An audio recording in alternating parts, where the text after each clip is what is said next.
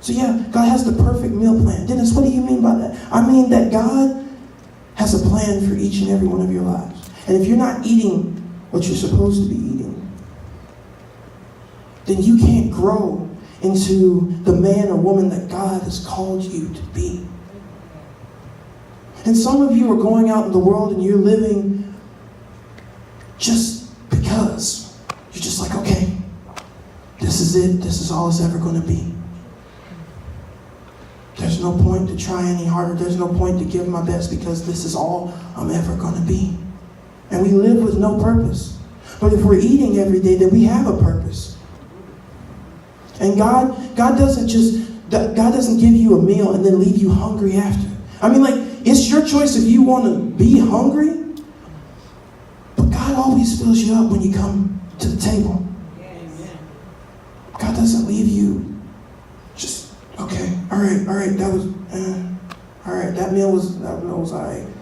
Because if you're actually going and you're actually saying, God, I need this meal. And he's like, I hear you. He's like, God, you don't understand. I've been through a lot. My friends, I feel like they're abandoning me. They're over here and I'm over here and I'm trying to be the good Christian person that I am. And God, I need a meal right now.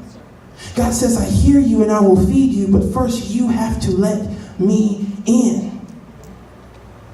So I can feed you. So I can give you the things that you need to be who I call you to be. And then if that's not enough, God invites you to his own house. This place with the lights is God's house. Everything in here belongs to God. Everything. So he invites us to his house and he says, hey, you take a seat, you take a load off. All you have to do is come and be ready to eat. And I'll feed you, and then you can eat and leave better than you came.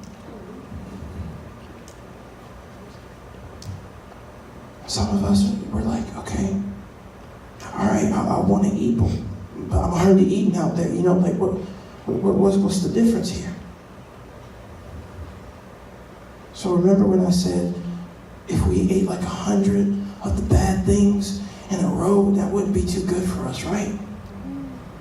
Well, some of you go out the store and you eat things like pain and heartache and misery and loneliness.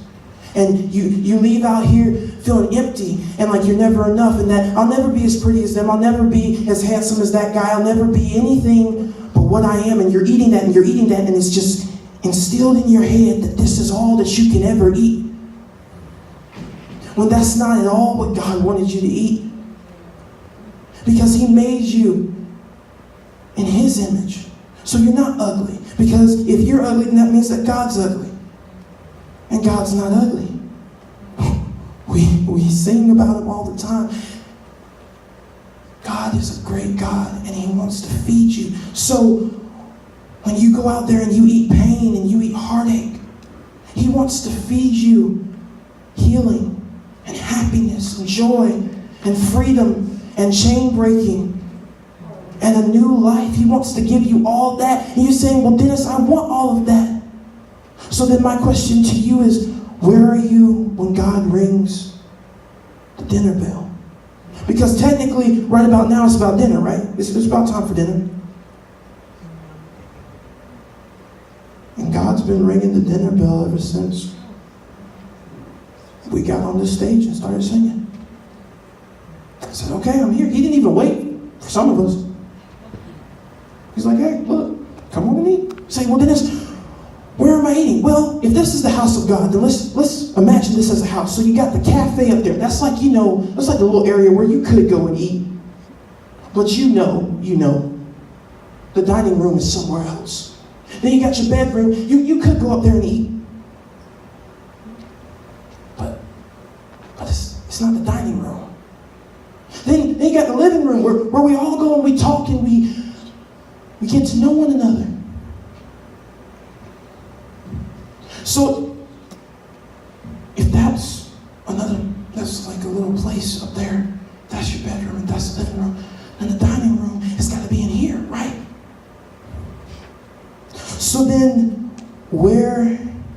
is the table.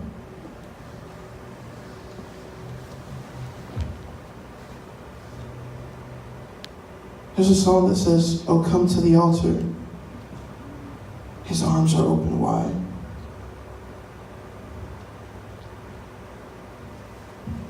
So if this is the table, I can lay stuff down on it, right? I can come here and get new stuff, right? If I lay it down right now, see, if I lay down my pain, He'll give me healing. If I lay down my hurt, He'll give me something to take away this heartache that I'm feeling. If I lay everything that I have on the altar, He'll give me something